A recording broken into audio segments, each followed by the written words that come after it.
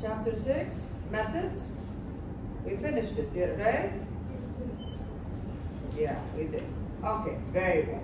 So chapter 7, single dimensional arrays. Single dimensional arrays. Like, what's an array? An array is basically a list. Now, it is similar to a list from Python, but it does not have the same capabilities. Actually, the capabilities of an array are limited. Like, we also have lists in Java, but inshallah we will learn about them when we learn about object-oriented design. We will learn this actually a class in the Java library. Like, okay. So let's look at this problem here. Read. صفاء تبغى تخبيه ورا الشاشة كمان. So read 100 numbers, compute their average, and then find out how many numbers are above the average. If we don't have some kind of structure that stores all of these numbers, how exactly are we going to solve this problem? Are you going to create a variable for each of these 100? That's crazy. Okay, creating 100 variables? No. So here it is. This is an array. So an array is a data structure. There we go. It's a structure that represents a collection of the same types of data. So this is the first difference. The first difference between arrays in Java and lists in Python. An array in Java can only hold the same type, can only hold values of the same type. That's it. Yeah, if it's int, all of them are int. Double, all of them are double. String, all of them are strings. Okay? And this is a very simple example. Yeah, how can I create an array? You declare it first. How do you declare it? You put the type. Here it is. The type can be anything. It can also be an object. It can be anything. It can be any of the primitive data types or any kind of object. Type. Then we have, here it is. This is how we note an array from the brackets. From the brackets. So the type, brackets, then you give it a name. Then you give it a name. This part here is declaring it. How do I actually create the array? Creating the array, you need to use the new operator. It's not really an operator. Inshallah, later on we will learn that we use a new to invoke the constructor of the class, all of that, inshallah, in object-oriented design. Alright, so we use the new keyword. Let's call it a keyword. So we use the new keyword. New, and then you repeat the type. New, then you repeat the type. And then between brackets, what do you put? You put how many elements this array is going to have. How many here? 10. Very well. Like another difference. In Python, you can add elements to an existing list. No issues. But in an array, once the array is created, you cannot change its size.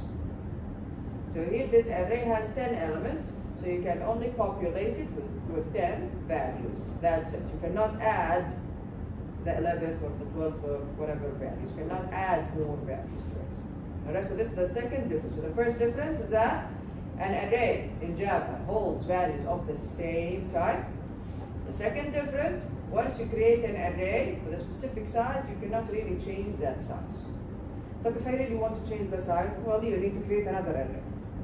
You need to create a bigger array and then copy all of the elements from the first array to the new array. But you cannot change the array itself.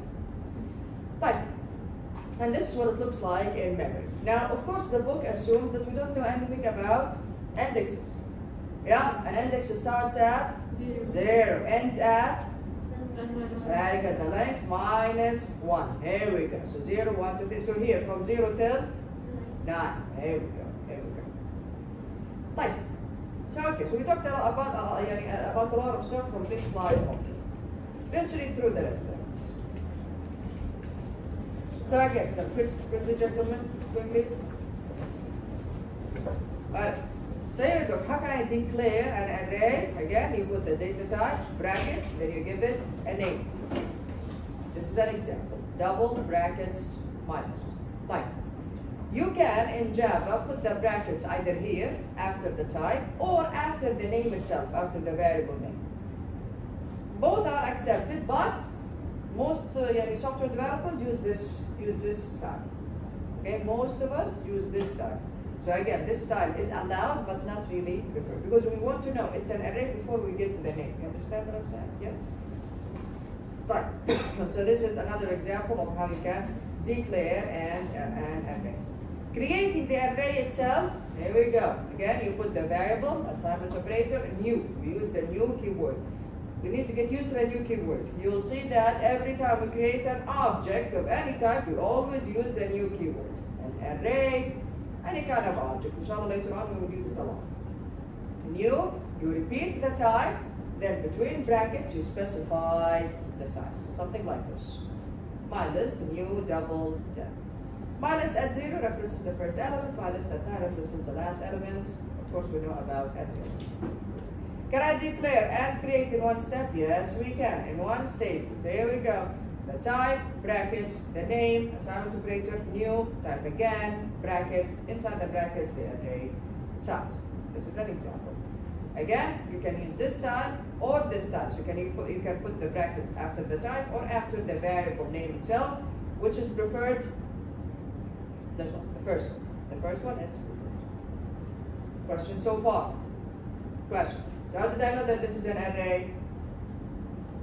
From the brackets. Very good. Very good. From the brackets, we know it's an array.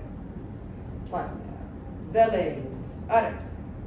Now back in Python, to know the size of a list, we used which function? Len. Very good. We used len, and then we passed the list to it. The len function in Python can be used to know the size of different structures, not only lists. Here in Java, it's a bit different. Once an array is created, its size is fixed. Again, we talked about this. It cannot be changed. Like, how can I find the size? You can find the size using the length attribute. It's not a method. But how do you call it? How do you use it? You don't call it. How do you use it? You use the variable name for the array, dot length. Length with no parentheses. It's not a method. It's not a method. Something like this. My list dot length, like that. L small. Later on, inshallah, we will understand the object-oriented design. That length is basically an attribute in the array class, and every time you create an array, that attribute gets the value of the size. Okay? So again, this is the length is not a method. Is not a method. So if you want to know the length or the size of an array, what do? Use the variable name for the array, dot length, no parentheses. Okay, everyone?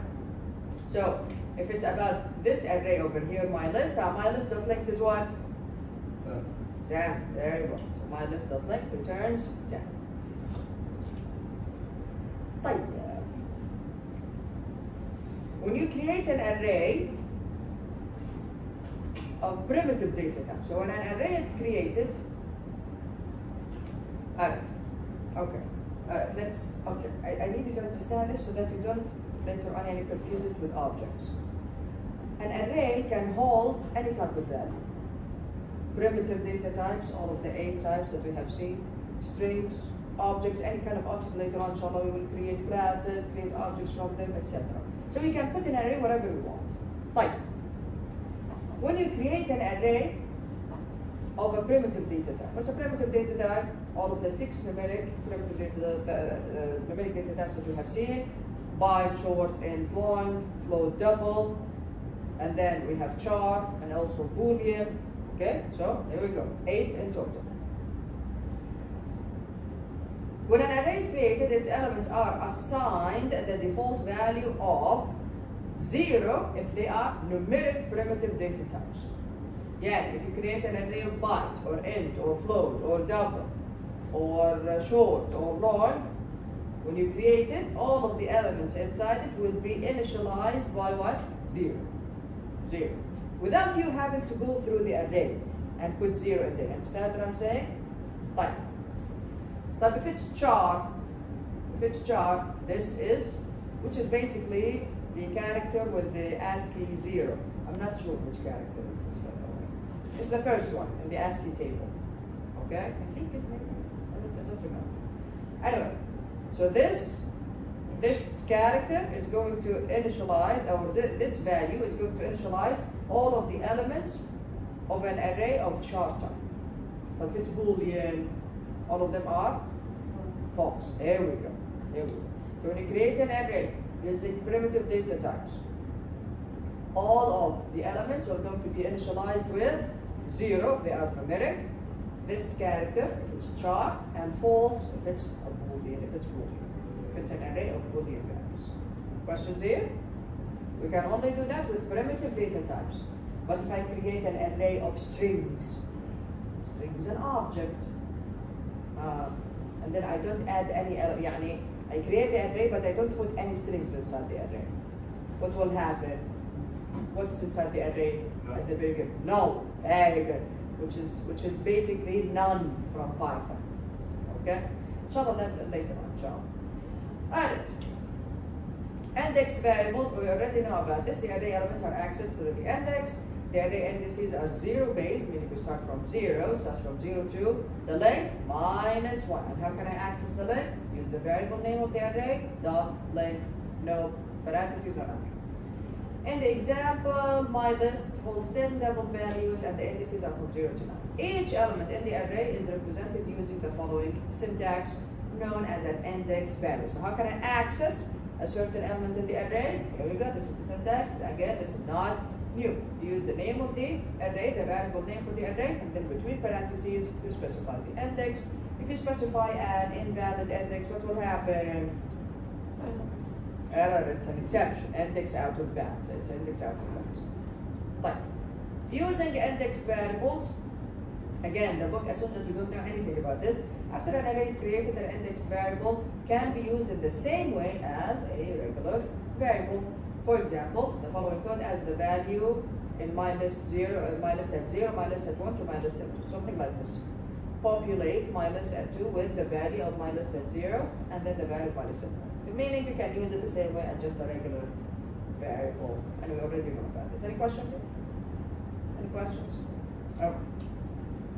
Okay. Is there any other way to create, or is there a way to create an array where and then add values to the array without having to use a loop? Yes. If you know the values from the very beginning, you can declare, create, and initialize the array with values in one statement. If we don't, and most of the time we don't, we create the array and then use a loop to go through the array and then populate it, either with the user's input, either reading from the file, a database, whatever you get the values from. But if you already know the values, you can do something like this. Again, type, brackets, the name of the array, then assignment operator. What is this? Braces. Can you see it? Braces. You can create and initialize the array with specific values from the get-go in one statement using this syntax. So with braces, you put the values in between braces. This will create the array mylist and put all of these values in it. Again, using braces, not brackets, braces, curly brackets. This shorthand syntax must be in one statement. You cannot declare the array and then initialize it with values using this in a different statement. And you cannot do, where is it? I think it's, here we go. You cannot do this.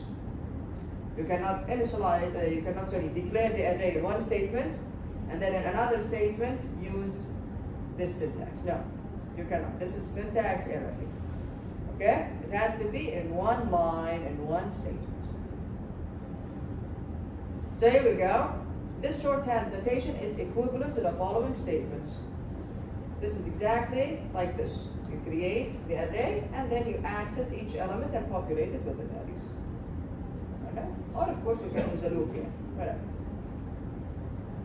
And so we will look at a lot of examples of those.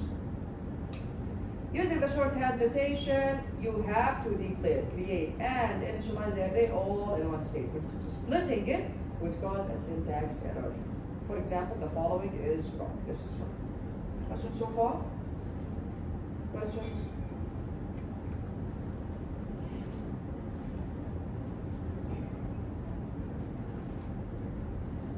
Let's look at this loop over here. Let's look at this. What is the name of my class? Test. Very well. Here we go. Here I declare that created an array. What is the name of the array? What is the size of this array? 5. Well, what are the values inside this array? Int, all of them are. There we go. So I declare that created the array values. Then, so declare array variable values, create an array and assign its reference. Right. Since I created an array of int values, all of the elements inside are initialized with the value 0. There we go. That's why at the very beginning all of them are 0. Like, yeah, for int I is what? Now here this is a very, we are shifting. We're not really shifting. We are populating the array with values from the array. So you understand what I'm saying in a second. So here it is. For int I is 1. Okay, I is 1. Is 1 less than 5? Yes. Values at 1. Here it is. Values at 1 is what? Is I, which is 1, plus values at I minus 1. 1 plus values at 0. 1 plus 0 is what? 1. There you go. So put 1 in here. Like I plus plus. I now is 2. Is 2 less than 5? Yes. Go inside. Yeah. Values at 2. Here we go. Now we are populating values at 2. What are we putting there? We're putting 2 plus values at 2 minus 1. 2 minus 1 is 1. Values at 1 is what? 1. So 2 plus 1 is what? 3. Here you go. Put it here. Like I plus plus. I now is 3. Is 3 less than 5? Yes. Values at 3 now. This is values at 3. 3 plus values at 2. So 3 plus 3. 6. Alright. I plus plus. I now is 4. Is 4 less than 5? Yes. Values at 4. Here it is. The last one. Is what? Is 4 plus value at 4 minus 3. Value at 3. 4 plus mean 6 is what? 10. Here it is. I plus plus. Now I is 5. Is 5 less than 5? No. The loop exits. After we're done with this loop, we started from values at 1, the second position. We just go back to the first one. Values at 0 is values at 1 plus values at 4. So 1 plus 10 is what? 11. Okay. Oh, right here. Now we will look at, there's lots of examples in the book. That's why you must study from the book. You must study from the book. Let's look at some examples here. Initializing arrays with input values. Alright, so I want to create an array and I want to populate this array with values from the user itself. There you go. I create my scanner object. Do I need to import scanner if I use this? No. There we go. You all already know about this. Right. So, what is the name of my scanner object here? Input. There you go. System.out.print, enter. My list will take forever. Of course, my list is already created. Yeah, let's assume that my list is already created. So let's just say my list maybe has 5 values. So enter 5 values. All right. For int I is 0, I is less than the length. How can I know the length? The name of the array, which is my list in this case, dot length. I plus plus. My list at, here we go, we start with 0, is wherever the user enters. So input dot next dot. So every time the user enters a number, the array or a certain index in the array is going to be populated. Then we go to the next one, populate. Next one, populate. Next one, populate. Until we are done with all of the elements in the array. Questions here? Questions? And how difficult is the Arabic exam? Atiha? It was really bad last term. It was really bad last term. Yeah, like the average was really bad. What are you talking about here? Is it the grammar يعني؟ نحو. طب نحو is easy. طبعا هي النحو اوكي. عندكم بلاغة كمان؟ literature يعني عندكم بلاغة؟ Okay, that is a bit bad. Well, this is But the then other Nahu part. is nice, yeah. Nahu is nice. Yeah هو سهل بس الفلسفة البوينت صعب. طيب يا جماعة خلينا نشوف واحدة ركزت فيها صح. سامعين؟ هنا التركيز، هنا على البروجيكتور. اوكي. يلا. Initializing arrays with random values. How can I populate an array with random values? Here you go. For int I is 0, I is less than again the length, I plus plus, my list at I. Then you can use math.random. Again, you can specify what type of random value you want to add, depending. Here, it will populate the array with random values between what and what? 0 and 100. Is 100 included? No. Here we go. Yes. There you go. 1 minute. Yeah, quick. Alright. What else? Printing. Very simple. Again, for int I is 0, I is less than. Why are you smiling? ايش فيك انت؟ ايش عندك؟ شو مخبي؟ ماشي ماشي. For int I is 0, I is less than the length I plus plus. System.out.print. Here we go. Again, you can print it however you like it. You can use print end, you can use print length, whatever it is. This is just prints the elements of the array in how many lines? One line. Very good. With what in between? Space in between. Very good. Very good. Type summing here. Anything new here? Anything new? Is this new? Did you see this in Python? What do we call this variable? Accumulator. Remember it? We call it an accumulator. Alright, so here we go. How can I sum all elements? Double, total. We need an accumulator. We initialize it to 0 before we start, of course, our loop. Then we go through the array. So int I is 0, I is less than the length I plus plus. Total plus assignment operator each element in the array. After the loop is done, total will have all of the elements added together. The total basically. Now how can I calculate the average? Divided by the length. Very good. So after the loop, you can say total over what? Minus dot length. Very good. Very good. What is it? Do you need what? Sentinel for what? Do you need Sentinel for? You are doing all of the elements. صح ولا لا? Don't want to stop at a certain point. Yeah? Yes. لما يخلص الاري وهو يبدا من 0 اقل من اللينك. صح؟ يعني ايش اقل من اللينك؟ كان يوصل لاخر اندكس ووقف. لانه اللينك اكبر من اخر اندكس. صح؟ لو هم 10 هيوصل 9 بعدين يمشي لكم 10 هل 10 اقل من 10؟ لا هيطلع. فهمت انا؟ Okay. Any other questions here? طيب, look at this here. How can I find the largest element in an array? Okay. We need a variable to hold the elements, or to hold each element we think it is the largest. So here we go. Double max. We start with assigning the first element to max. So double max is minus at 0. Okay. There we go. Now we start comparing. Since we already have the first one, we don't need to compare it. We start from the second one. That's why I starts from 1. For int I is 1, 1 is less than the length, I plus plus. If my list at I is greater than max, replace the value of max. Max is my list at I. This will go over the elements one by one. If I find one that is greater than the value that is stored inside max, replace it. Replace the value inside max. This will go through the entire array, and at the end, after the loop is done, max will have the maximum value. Questions? Yes, someone.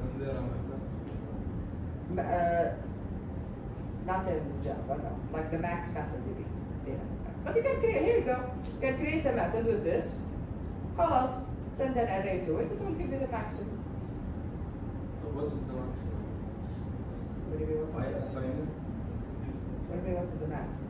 like I assign the maximum or Do you know the values in the list, in the array? no? So you can use this code for any type of, as long as the array is, has a numeric, has a numeric data type. You can use this code. Yes, what you assigned here, the first variable in the Yes. list, to the Uh-huh. max. Yes. So And then I went through the array, and then I checked if my list at 1, if the second one is greater than max, make max that one. And you replace the value of max with that one. يعني مثلا إذا عندي array فرضا 2, 3, and 1. 2, 3, 1. Okay? Okay. Max takes the first value, here 2. Then we start with the second value, here 3. Is 3 greater than 2? Yes. Go ahead and replace the value of max. Max now takes that value, which is 3. Go to the next one. Here 1. Is 1 greater than 3? No. So you will not replace the value of max in that case. And that's it. You have no more elements. You get it? You go through all of the elements, you check. Is it greater than the one I am holding right now? If it's greater, replace it. So this is the only way to find the maximum. It's not the only way, I mean, but it is the easiest way. Yeah. Alright? And then again, we're talking about numbers here. What if we're talking about strings, talking about other types of objects, so it gets complicated. Alright. Another question here. Another question. طيب, look at this one here. Random shuffling. Random shuffling. What does random shuffling mean? I want to just shuffle the values around in my list without any kind of pattern, without having a specific pattern. Well, how can I do that? For int I is 0. I is less than the length minus 1. Look where we're stopping here. I plus plus. Like, what do we do inside this loop? Generate an index j randomly. Alright, how can I generate a random index? I use math.random. Int j math.random times the length and convert it to an int. So if the length is, for example, 7, math.random times 7 is between what and what? 0 and math.random times 7. 0 and 7. Is 7 included? No. Change it to an int. 0 and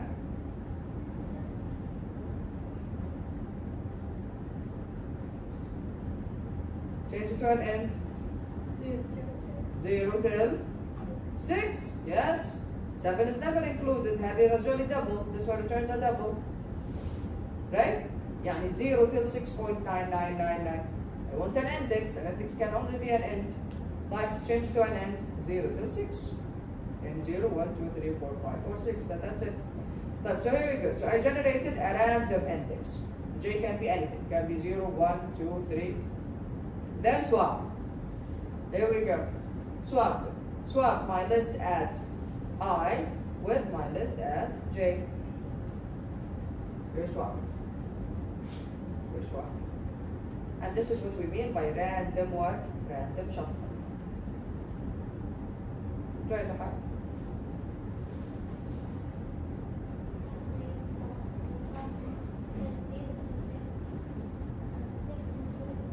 Huh?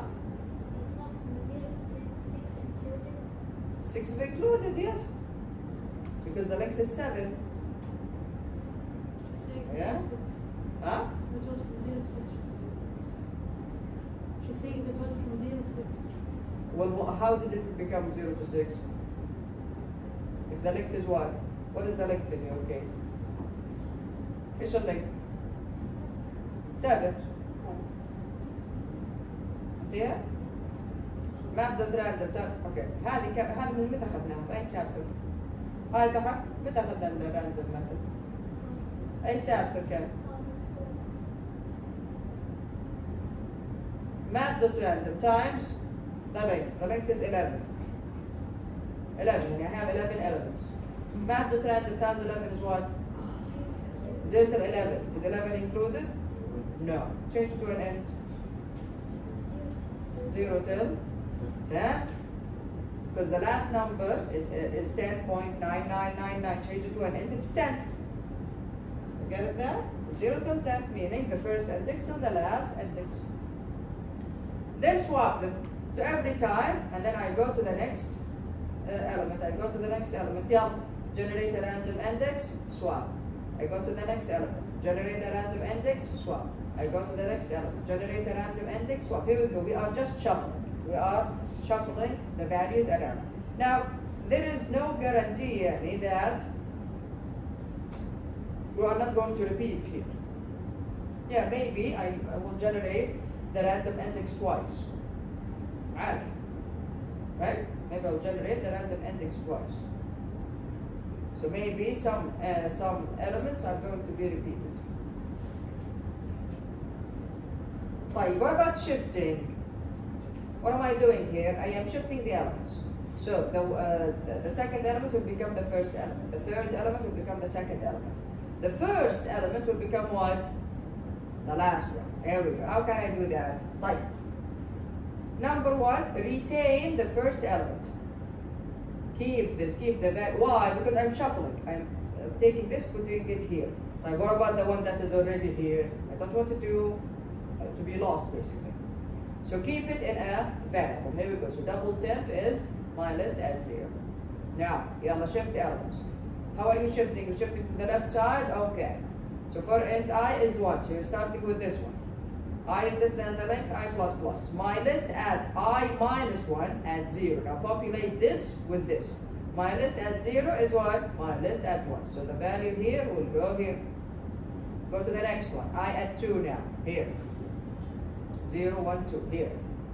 Okay. My list at 1. There you go. My list at 1 is what? Is my list at 2. So the value here will move here. Then I is 3. Here we go. 3 now. My list at 2 takes the value of my list at 3, put it in my list at 2. Here we go. We are shifting all of the elements until we reach the last one. طيب. Now what is left? What is left? The first one, huh? The first one needs to go to the last one, correct? So after the loop is done, move the first element to fill the last position.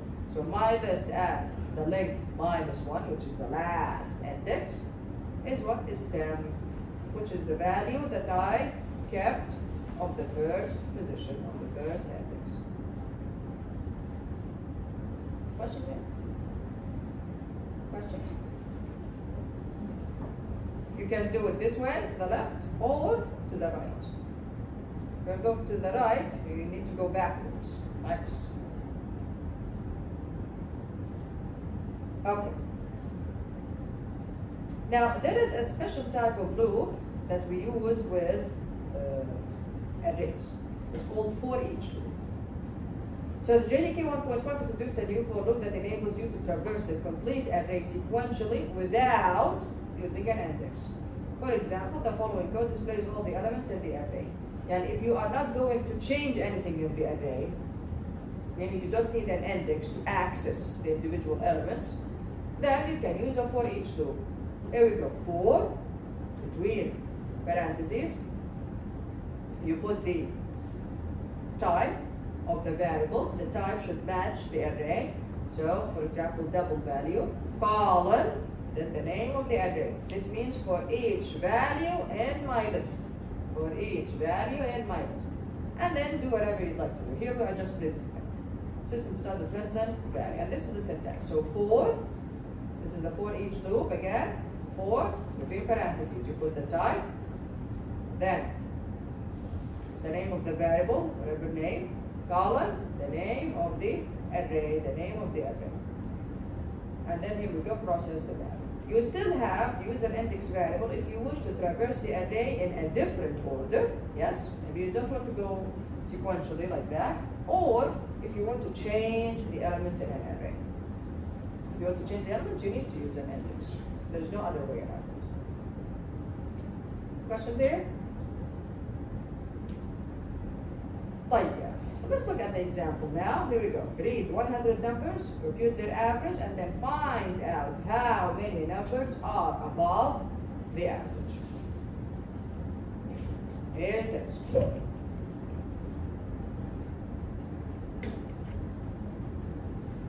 Okay, what is the name of my class? Analyze them. Yeah, I only have the main method type. Okay, no problem. So inside the main method, I created my scanner. object input. I ask the user, يلا enter the number of items. How many numbers are you going to enter? Okay. I read it from the user, put it in there. Then I create an array using the number that was specified, using the size that was specified by the users. Very good. Double numbers, new double using array. Right. What do I need to do? I need to find what? The average, and also how many elements inside the array are what? Are greater than the average. Right. Yeah, enter the numbers. Yeah, we are going to go through the array now. For int I is 0, I is less than n. Again, n is the size, or you can say I is less than numbers dot length. It's the same thing. I is less than n, I plus plus. Read it from the user. So numbers at I is what? Input dot next double, whatever the user enters. At the same time, because you don't need another loop to do this, yalla add it to sum. Sum plus assigned operator numbers at I. Yeah, read the next number, add it to sum. Read the next number, add it to sum. Read the next number, add it to sum. After this loop is done, the array is populated and you also calculated the total. Correct? Yes? You need to calculate the average. Here it is. Double average is the sum over what? N, or numbers dot length. Very good. Or numbers dot length. By and by. We still have one more thing to find out. How many of these values are greater than the average? What do I need? I need to go through the array again. I need to count how many values are greater than the average. So I need a counter. So here it is. Int count is 0. For int I is 0, I is less than the length again, I plus plus. If the value inside of the element of the array is greater than the average, add 1 to count. Yeah, next. Is it greater than the average? Add 1 to count. Next. It's not greater than the average. Skip this. Next. This will go through the entire array. If the element is greater than average, it will be counted. Finally, yeah, what is the average? And then how many elements are above the average? Questions? Taba? It's not really new, it's nothing new, it's nothing that we did not do in Python. It's just that the syntax is a bit different. We need to get used to for loops, yeah, to have. We need to get used to them. Alright, that's it. Simple as that, yeah. It's not difficult. The concept here is not new at all. But yeah, this is a really nice problem that I need you all to study. It's in your books. Deck of cards. How can you actually create a deck of cards, and using this algorithm, you can then afterwards create a game like that. Yeah? So this problem builds a foundation for future more interesting and realistic applications like that. Yeah, if you can create the algorithm, again, since we already know about arrays, we can do this. When you create the algorithm, you can then later on make it sophisticated and actually create the game. Alright, so make sure to study the example. Of course, the example does not include this, yeah, but it includes the algorithm of how we can create a deck of cards. Questions? Question? Yes. I use one of Java. Java fix. Java? Java fix. جافا عادي تقدر بجافا تقدر بالجافا عادي حتى جافا تسوي Java. يس تسوي يس هي ذا لايبرري بس لايبرري فيها الجرافيك يوزر انترفيس طيب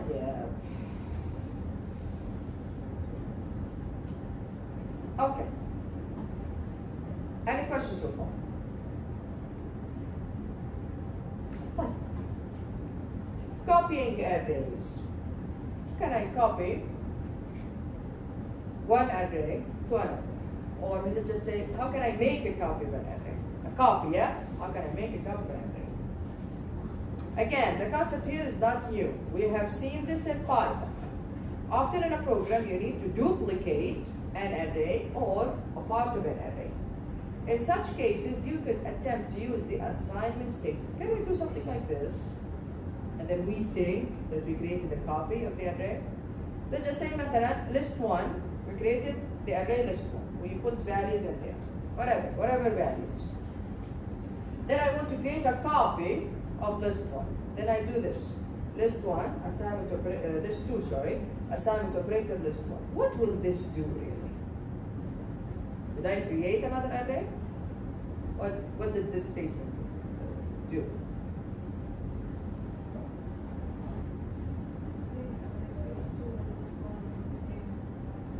What is it?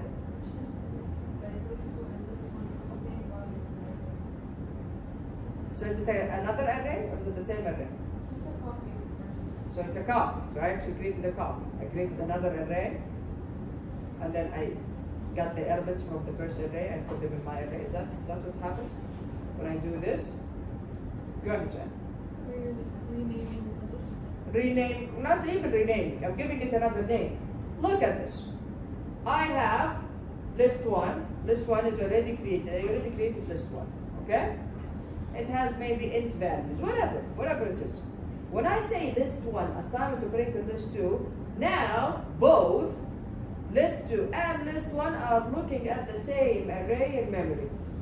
Yani this array has two names now, list 1 and list 2. Did I copy the elements? No.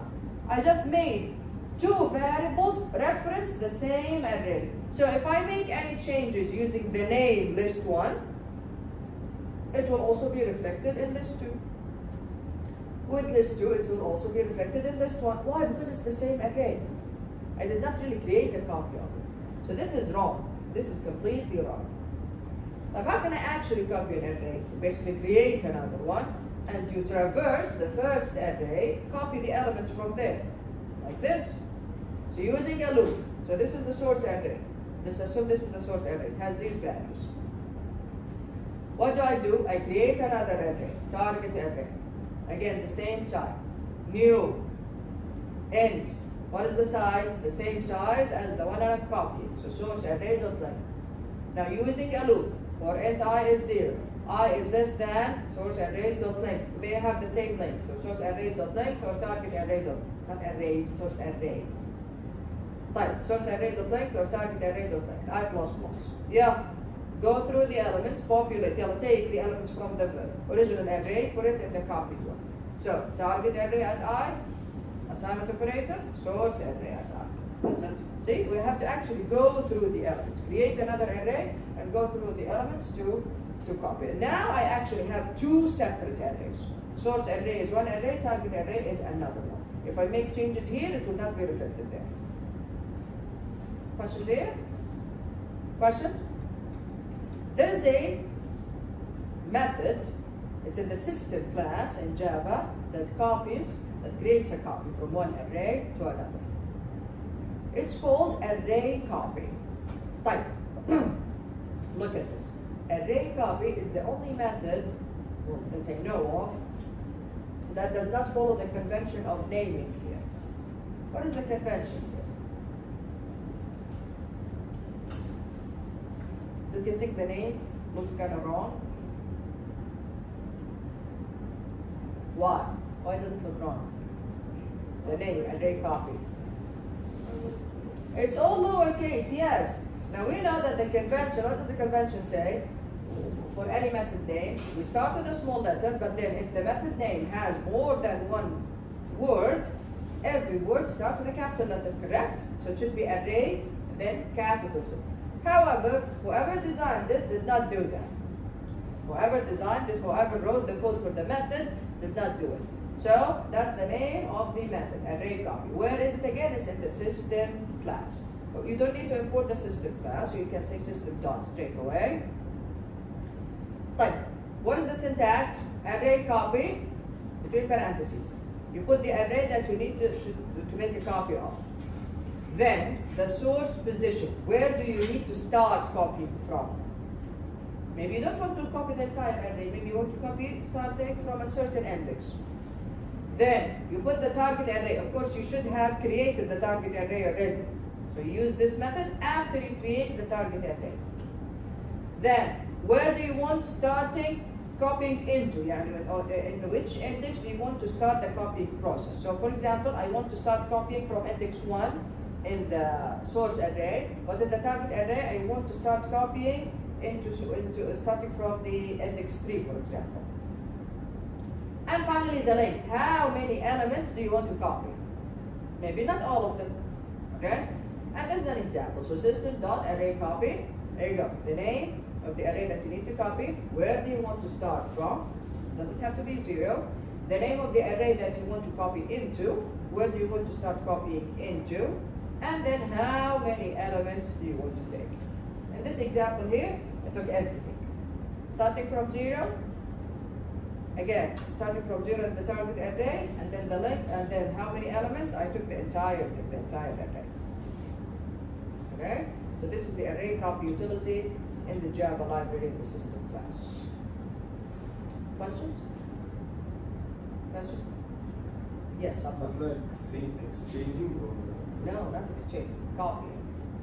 Copying. From- Yani this array will still be the same. The new array will be populated with the elements from the original array, the source array.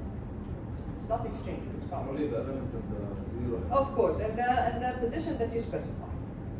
Starting from here, and then here is also the starting position in the target array. Okay? And here, how many elements you want? طيب.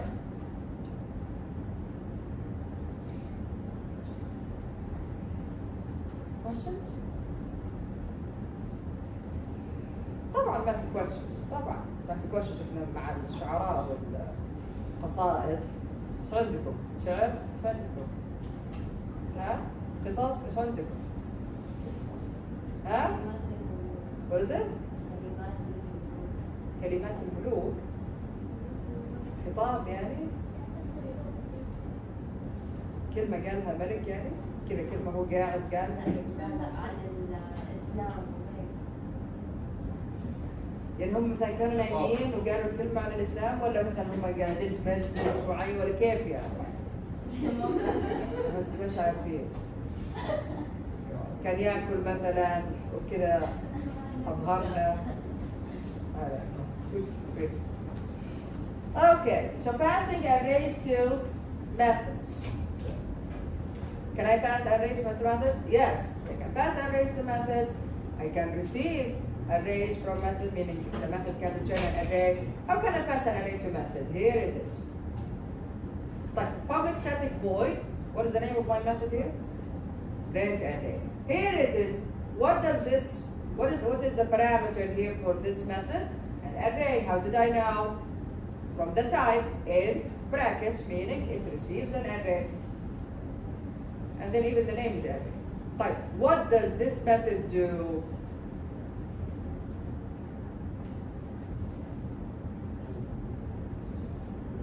What does it do? Prints each element of the array in how many lines? In one line separated by? Very good. Very good. There it is. So when I call this method, regardless from what I'm calling it, maybe I'm calling it from another method, maybe I'm calling it from the main method. So something like this. I create my array, then I call the method print array, and then pass the array to it, which is list in this case. The method will start executing, it will receive list in array, and then does whatever it needs to do, which is printing here. طيب, I can also invoke a method, call a method that receives an array using what we call an anonymous array. Look at this. Print array, and then between parentheses, you see here, I created the array and initialized it with values here. New int brackets and then braces the values. What does this mean? What's an anonymous array? An anonymous array meaning an array that is not referenced by a variable. Here it is. An array that is not referenced by a variable. I can do this. I can create the array and pass it to a method. Since this array does not have a variable that is referencing it, it's anonymous. So the statement, here it is, creates an array using the following syntax. There is no explicit reference variable for the array. That's why it is called an anonymous array. Alright? And why do we do this? If you are not going to use it at all in the calling method, so you don't want to waste memory by assigning it to a variable, we can do it this way. Okay? طيب, pass by value. Now we have talked about this before. This is very important to understand in Java. Java uses pass by value to pass arguments to a method. Okay. There are important differences between passing a value of variables of primitive data types and then passing arrays, not only arrays, and then passing objects in general. Did we not talk about this before? We did. طيب, let's read through this. For a parameter of a primitive type value. Again, what's a primitive type? The 8 types that we have seen. And we can also add strings here. Why? Because strings are immutable. They are objects, but they are immutable. So we can also add strings to this rule. So for a parameter of a primitive type value, the actual value is passed. Yani if I'm passing int, double, float, byte, boolean, char, the actual value is passed. So when I say x is 1, and then I pass x, what exactly am I passing? What am I passing? 1 itself, the value itself. Changing the value of the local parameter inside the method does not affect the value of the variable outside the method. So if the method changes at that value, it does not affect the calling method. However, for a parameter of an array type, not only array, any object, we will generalize that inshallah later on to any object. For a parameter of an array type, the value of the parameter contains a reference, not the actual values of the array. No, a reference to the array. What does reference mean? I told you about this before. Reference means the memory address where that array is stored, not the actual values of the array. The variable, if I name my array, my list, and then I pass my list to a method, am I passing the actual values of the array? No, I am passing a reference to the array. A reference means the memory address of the array, not the actual values. So this reference is passed to the method. What does this do? Any changes to the array that occur inside the method body will affect the original array that was passed as the argument. How? Let's look at this example here. Let's look at this example. So here I have my main method. I have another method called m. M receives what and what? Int number. What is this? An array. Very good. And then an array of int values. Type. This is my main method. I will start execution from main. And x is 1. Here I created an array y of the type int. How many do we have? How many m's do we have in y? 10. Since it's int, they are initialized to? They're initialized with what variables? All of them are zeros. At the beginning, and all of them are zeros. Type. Invoke m. So I'm calling m now. M, pass x and y. M receives x in number and receives y in the array numbers. Type. X is int, it's primitive data type. So when I'm passing it to a method, I'm actually passing its value, اللي هي 1. I'm passing 1 to it. So a number receives 1, the value 1. Type. Now, y is an array. When I'm passing it to a method, what happens? I am passing the reference to that array. Meaning both y and numbers are now looking at the same array in memory. It's one array. Passing the memory address to it. This is better. He comes back. When he comes back, just look for that. Alright. So when I passed y, numbers received what? The reference to it. Meaning y and numbers are now looking at the same array in memory. Type. What did this method do? Number is 1001. Type. Numbers at 0, the array, the first element inside the array is 5555. Go back. Khalas, I'm done. Go back. System.out.println. X is what? 1. Very good. Primitive data type. It doesn't. Changing it here does not affect it here at all. طيب. System.out.println. Y at 0 is what? 5 5 5 5. ما هي 0 يا تحفة. Again, why? Because y and numbers are both looking at the same array of numbers. So when I changed the first element here, I'm actually changing the first element in y. It's the same array. Let's look at the call stack here. So again, we start execution from the main method. Yeah, activation record for the main method. The main method has x and y. Here it is. X is 1, y is an array. We create an array, y is referencing it. Now, arrays in memory are saved or are stored in what we call a heap. Okay, you will learn more about that in inshallah data structures. So here it is. Y has a reference to the array. Y does not hold the value itself, the values of the array elements. No, the variable does not hold the values of the array. However, x actually holds the value. X holds 1. Right. Then I call m. So the activation record for m is created. I pass 1 and y. I pass x and y to m. M receives the value 1 in number and receives what? In the array, the reference. It receives a reference. Type. Meaning both y and numbers are looking at the same array in memory, at the same array. So, when the method changed the first value in the array, it also changed back here. Why? Because this array now has 2 names here, which is y and numbers, which are y and numbers. So when invoking m, x, and y, the values of x and y are passed to a number and numbers. Since y contains the reference value to the array, numbers now contains the same reference value to the same array.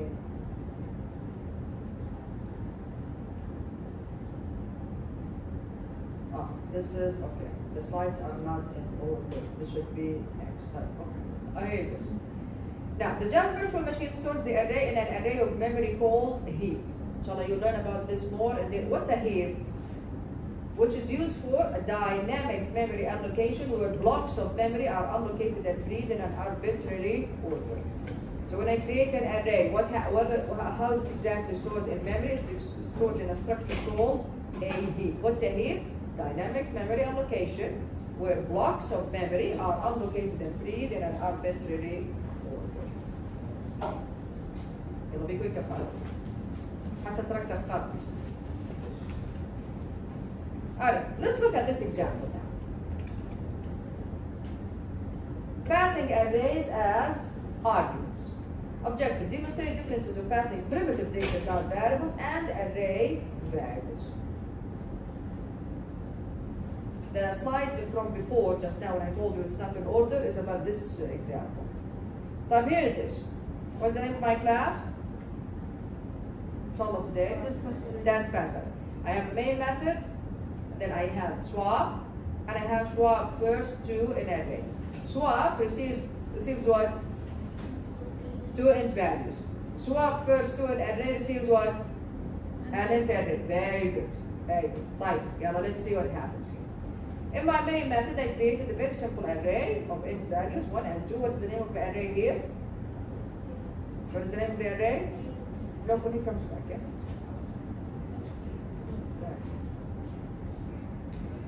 What is the name of the array? A. Type. Type. Now, swap elements using the swap method. System.out.println. Before invoking swap, array is what? 1 and 2. Very good. Now, swap A at 0 and A at 1. You know what? I want to run this on that minutes.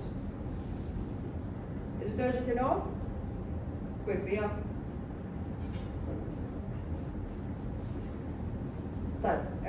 Yes, I already created. I created a new project. Here it is, chapter 7, and I already created the class. Here it is. Okay, let's run it. Right. طيب. So again, this is the main method. Yeah. System.out before invoking swap, the array is A0 and A1, which is 1 and 2. Here we go. Before invoking swap, array is 1 and 2. طيب. Swap A0 and A at 0 and A at 1. What am I passing here? What am I? 1 and 2, the values, yeah? The int values, اللي هم 1 and 2. The array itself? No, the values inside the array, 1 and 2. I go to swap, I jump to swap. Swap receives 1 in int 1 and 2 in int 2. Yalla swap them. Swap them, okay? Go back. System done after invoking swap. Array is what? It's still 1 and 2. I passed the actual numbers, but the int values. When I pass primitive data types, خلاص, doesn't matter what happens in that method. It is not affected at all in the calling method. Fine, let's continue. Now, swap elements using the swap first to in array method. Yeah, before invoking swap first to in array. The array is what? Still 1 and 2. Here it is. Before invoking swap first to in array 1 and 2. Fine, we jump to swap first to an array. Swap first to an array receives the array itself. A, the array. Here it is, the array. We jump there. Swap first to an array. It receives A in array. The variable name is array here. Here you go. It swaps the two elements. Temp array 0 is array 1 is temp. Swap. Go back now. Go back. After invoking swap first to an array, array is what now? 2 and 1. Very good. Because why? Both A and array here are looking at the same array in memory. So when I made the swap, it actually affected the calling method. So here it is. After invoking swap first to an array is 2 and 1. And this does not only happen with arrays. This happens with every object. When I pass an object, I'm passing the reference to that object. Okay? The variable does not hold the values of the object. No. The variable holds a reference to it. Primitive data types, no. The variable, inside the variable, the value itself is stored. Is it clear, everyone? It's very important that you understand this. This will make our life much easier, inshallah, in object-oriented design. Okay? Fine. And this was the call stack of exactly what we did just now. Fine. Can I return an array from a method? Yes, of course you can. Of course you can. So something like this. Reverse, not from the name. What do you think reverse does? Reverse. Yeah, okay. So reverse, look at the return type. I told you, in the return type you can put anything. Really, anything. So what is the return type here? What is the return type? Array of int. So this method will return an array of int values. It also receives an array of int values, but we don't, this and this do not have anything to do with each other. Okay. So what does it do? Reverse, receives an array, creates a new array. I don't want to manipulate the array that I am receiving. No. I want to create another array so that the original array is not affected. So create a new array with the same length as the array that you received. So we go, int, brackets, result in new int list of length. Then reverse. How can I reverse it? Here it is. Now here I have two variables that are controlling the loop. I and j. I is going to be the index from the original array. Am I not reversing them? Right? So the element in the first index is going to be the element in the last index in the other array. صح ولا لا? The second index is going to be before the last. Okay? I am reversing.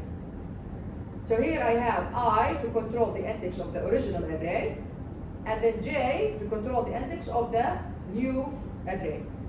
So I is 0, j is what? Is result.length minus 1, the last index. Check, I is less than the list.length. Then what do you do? I plus plus, because you are moving this way in the original list. And j minus minus, because you are moving this way in the new list. Understand what's happening? Yeah? Because we are reversing them. Now, result at j, here we go. We're starting from the back. Result at j is list at I. So move this or take a copy from this, put it here. Like, then j plus plus, sorry, j minus minus, yalla, move to this index now. I plus plus, move to this index now.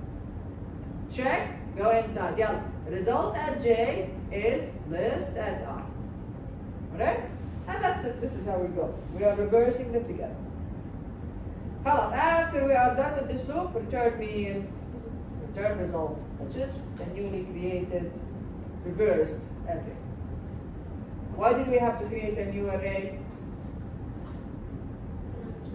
To not change the original one. Very good. I don't want to change the original one. I created a new one so that I don't want to change the original one. So here it is, something like this. List 1 of the type, this is an int array, 1, 2, 3, 4, 5, 6.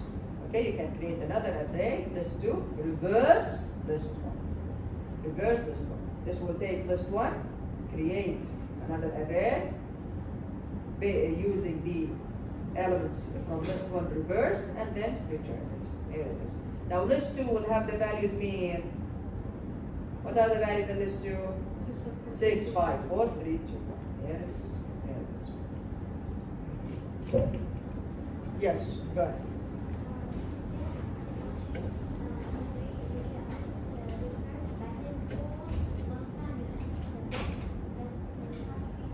Where?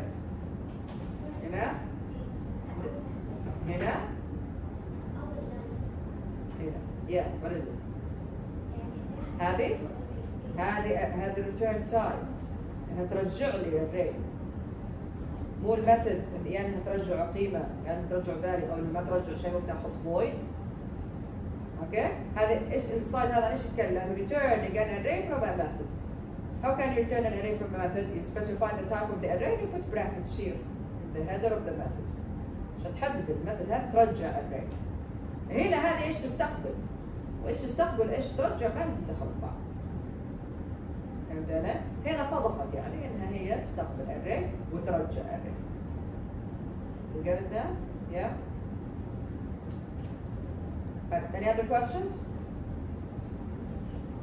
Okay, here we go.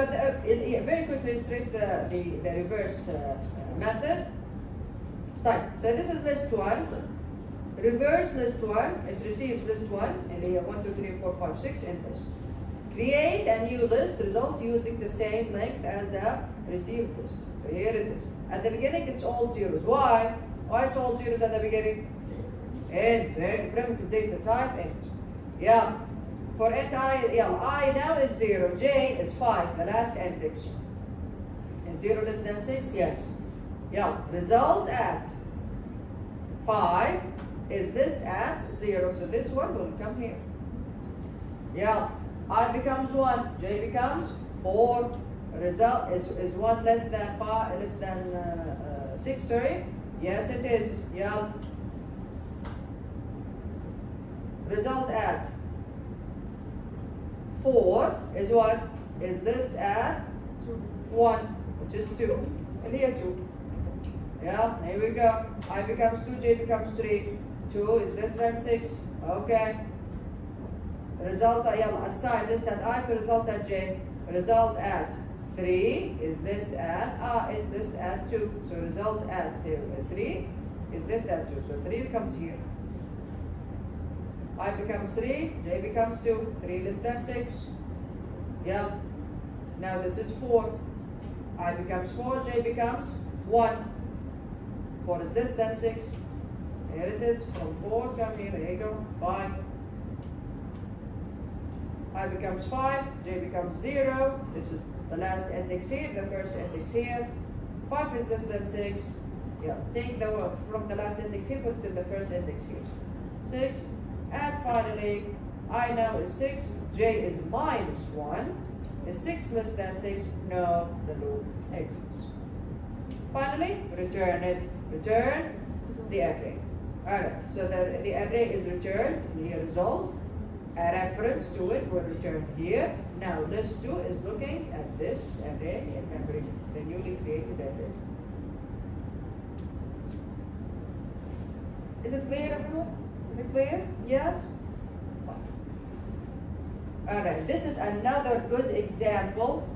Counting occurrences of each letter. Generate 100 lowercase letters randomly and assign it to an array of characters. Count the occurrence of each letter in the array. Now, this example uses another example.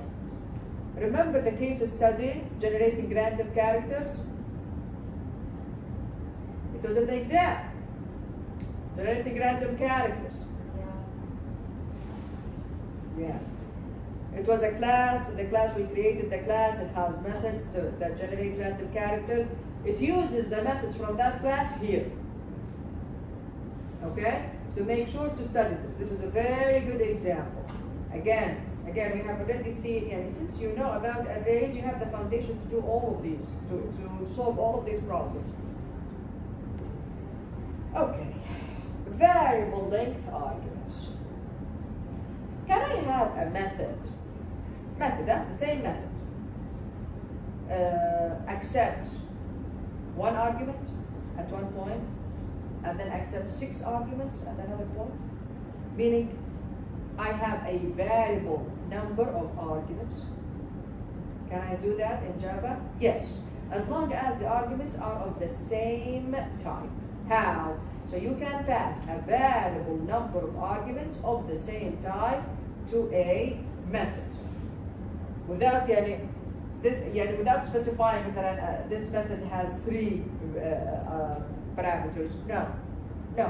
At one point I can pass only 1 value to it, at another point I can pass 1,000 values to it. But how does this happen? Let's look at the example. Here it is. Okay. Look here. This is the main method. In the main method I called printMax. PrintMax, it received these values at one point and then received this array at another point. See? 2 statements, one after the other. And the method is not overloaded. It's one method. There's no other method with the same name here. No, it's only one method. Now how does this happen? Look at this. Look at the parameters of this method. You put the type of the parameter, then 3 dots. Then 3 dots. Okay? Then you give it, of course, a name. This means that this method can accept any number of double values. Any number of double values. Maybe 0, maybe you don't, it doesn't accept and you don't pass any arguments to it at all. Maybe 100,000. As long as all of them are double. How does it work? Java deals with it as an array. How? PrintMax 34, 3, 3, 2, 56.5. How many values here? 1, 2, 3, 4, 5, 5 values. We go to printMax to start executing. It receives these 3, 5 values and put them in numbers as an array. Now we have these values in numbers, and numbers is an array now. Type. We check, of course, because again, what does printMax do? Well, from the name, it brings the maximum value. We check if numbers.length, you see, it's an array. If numbers.length is 0, meaning we did not pass any, did not receive any arguments. Then, halas, no argument passed, return. This will exit the method. Now here we do have a lot of values here. So, okay, so forget about that. Yeah. Do whatever the method needs to do. Okay, what does it do? It is finding the maximum. So here you go. Result double, numbers at 0. Starts from the beginning, yeah, and then starts comparing from the next index, which is 1. I is 1, I is this, then numbers of length, I plus plus. If numbers at I is greater than result, update result. Result of numbers at I. This is just exactly the same as the maximum, finding the maximum value in the other example. When you are done, result will have the maximum value. Here we go. The max value is result. Type. What is the max value from here? 56.5. Here it is. So this will print 56.5. Type. Then print max. Here we go. Again, it can receive any number of arguments as long as they are of the same type. Like an array, مثلا. New double. Here we go. This is an anonymous array. New double 1, 2, 3. There we go. Numbers now is looking at this array. 1, 2, 3. Well, what is the maximum value? What is maximum value? 3. Yes, there you go. The max value is. Right? So how can I make a method, the same method? How can I make the same method at one point accept nothing at all, at another point accept a million values? Here it is, here it is. You put that down. The only condition here is all of them have to be of the same type. So this is the only condition. You put the type, 3 dots, then you put the name of the variable. Now Java deals with this as an array. Questions? Questions?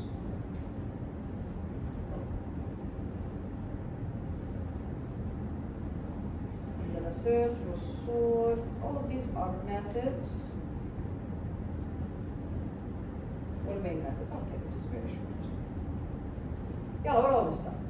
Now there is a big chunk that I removed from this chapter. And inshallah, when you study from the book, you will notice that the book talks a lot about search methods and also about sorting methods. Okay?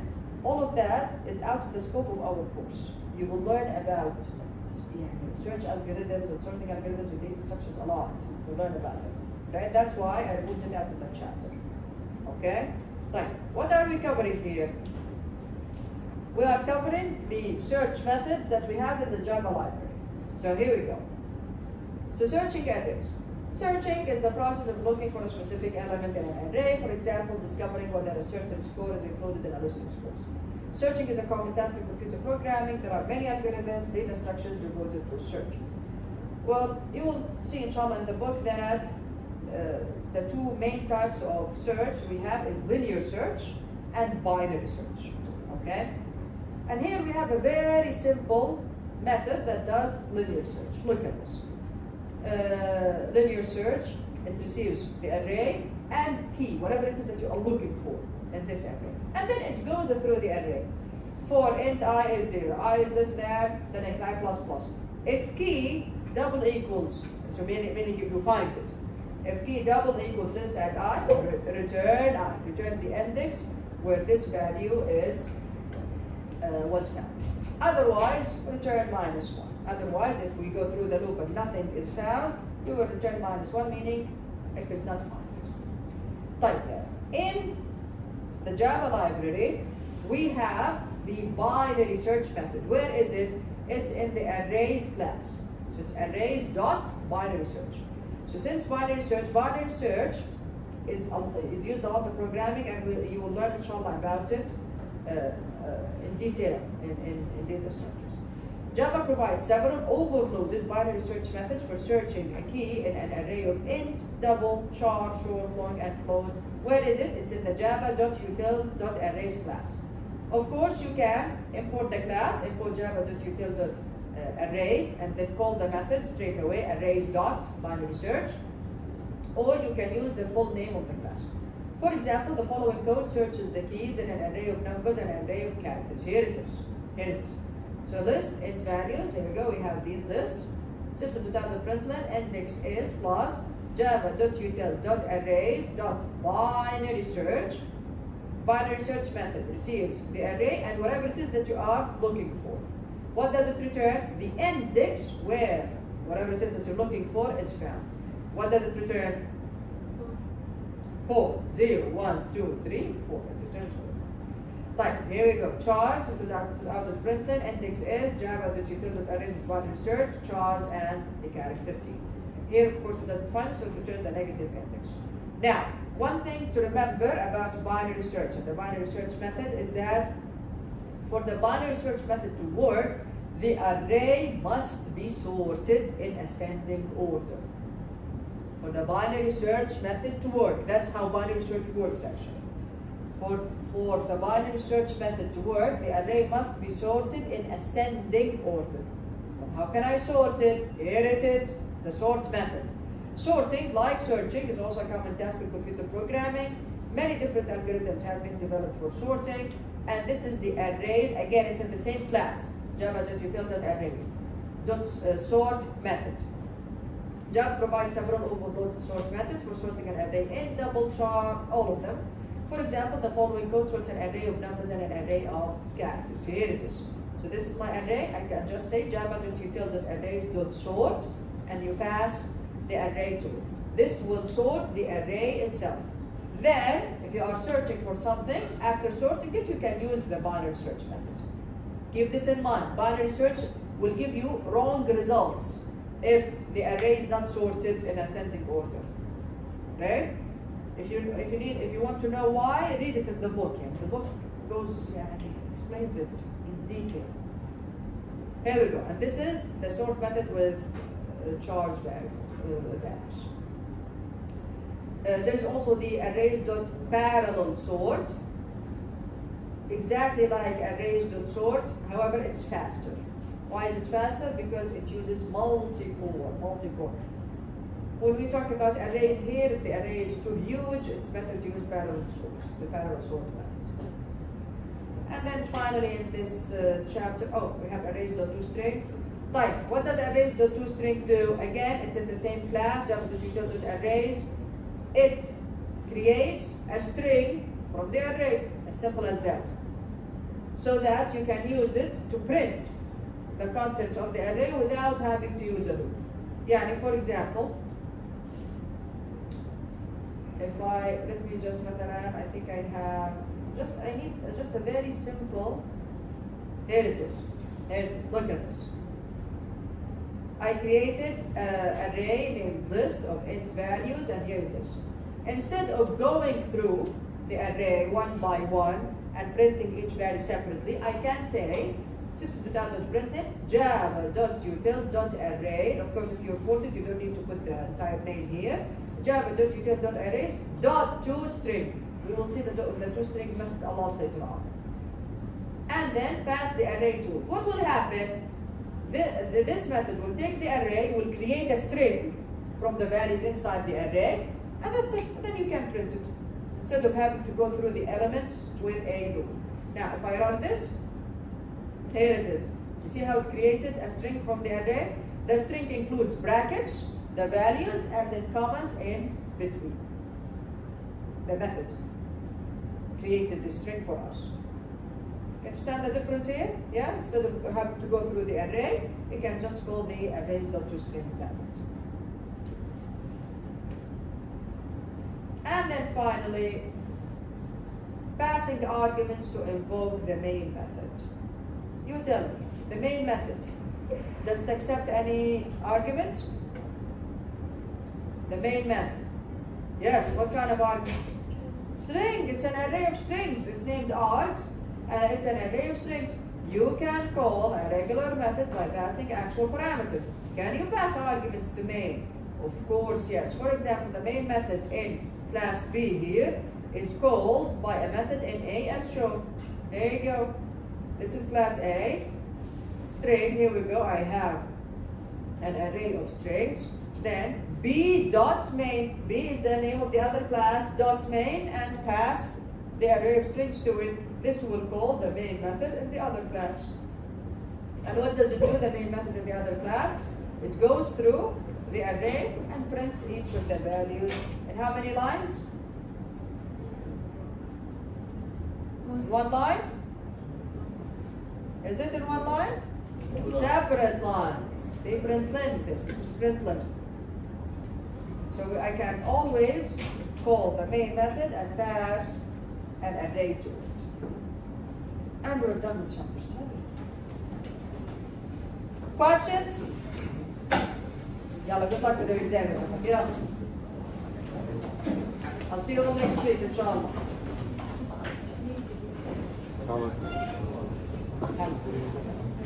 Just a couple.